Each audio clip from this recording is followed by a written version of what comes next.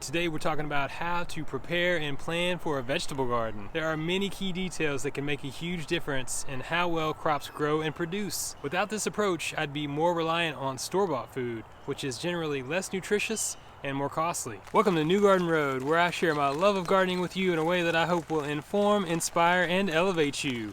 Like this video if you like it, and subscribe to get notified for more gardening action. Timing is key. You got to know what to plant and when. Do you have a local extension service or some type of county agency that has a planting guide? That can be really helpful.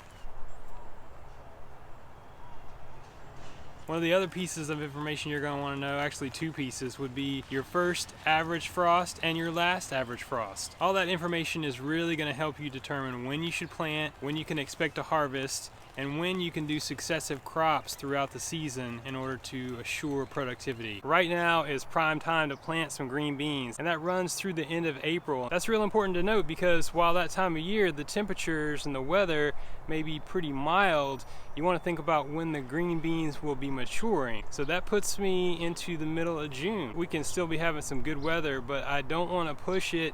In the event that we get real hot and dry, the beans are not going to produce that well. So you can use your planting guide to inform some of your successive planting strategies. Make a plan. Develop your very own garden diagram.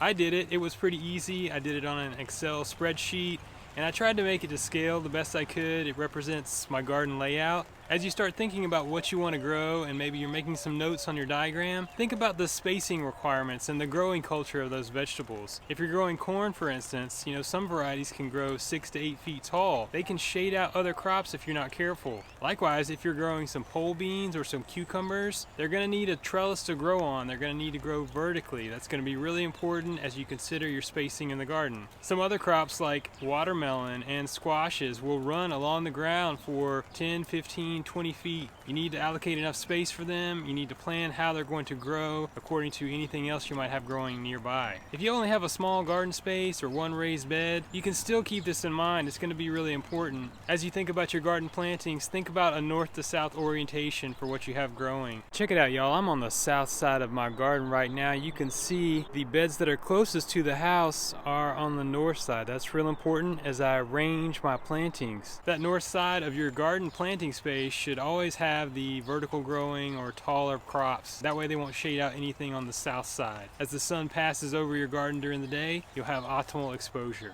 Schedule your plantings and document. You want to target some of the moon phases? You want to plant next weekend? Write it down. Make a note. Also, as the growing season progresses or as things germinate or not, you want to make little notes on there that can help you in the following seasons. These notes could contain details on the growth habit and maybe a different way you could have trellised it, as well as any disease or pest related issues that you notice along the way. Alright, next up you want to prepare your garden soil. Clear away any old plantings or weeds, remove those and compost them.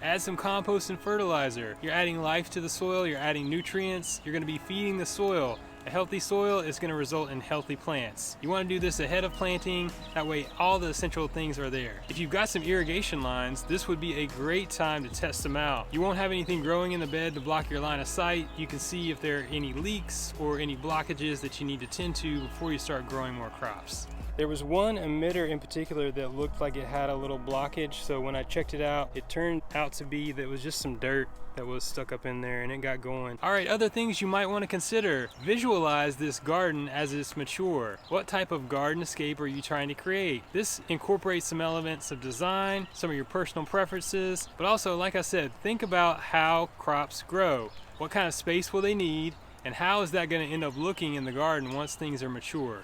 As you document along the way, consider making some notes towards crop rotation.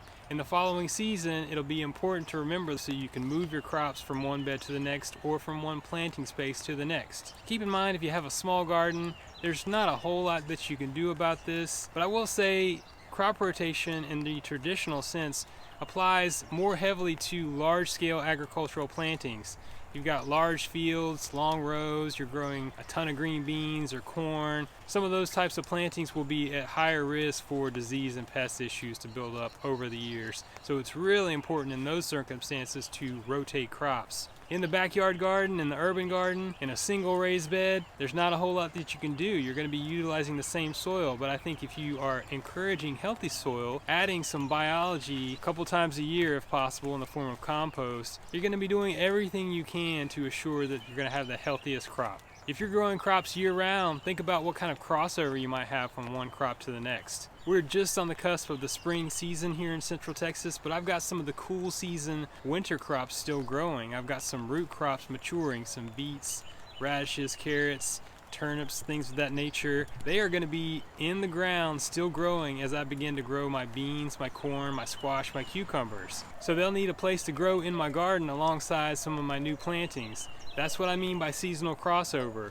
If you've got a larger garden space and you intend to grow year-round, you want to factor that in. All right, so here is a second planting or a successive planting of some root crops. These are going to carry through into the beginning of summer. Now, this is kind of crazy, but I found that I have been able to leave my carrots in the ground even into July. Man, that's a lot of garlic. They won't be mature until May, sometime in May, so I know I won't be utilizing this bed until into the beginning of summer. Here's my bed of bulbing onions. That's going to be similar to the garlic. They'll be harvested sometime in May, and then this bed will be freed up. I'll probably go for some cover crops at that point. That's one of the key reasons I've built the garden in the design that I have now. It's enabled me with the ability to both rotate crops as well as have enough planting space to start the next season. I've got enough open beds right now that I can get things going and keep some of the cooler season crops growing until they mature.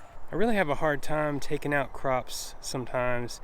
I mean, case in point, these broccoli plants, they're done producing for me, but they're producing food for the bees. So as soon as I take these up, I'm taking away their food. I don't really want to do that, but at some point I'm going to need to plant some other crops. These points are essential as I prepare and plan my vegetable garden. They work to maximize productivity while minimizing pest and disease issues.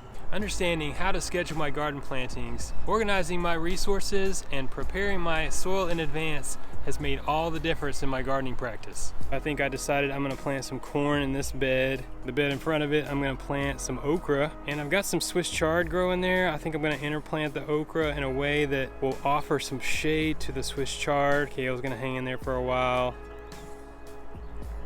Yeah. It's gonna be a good garden. Not gonna let a little rain scare us, are we? I mean, check it out. Like this, what do you think of that one? I don't even know what day it is. One more clip, and that'll do it. Oh, come on now. Check out some of these other awesome gardening videos on my channel, like this playlist for organic vegetable gardening. You can grow your own food. Keep it organic.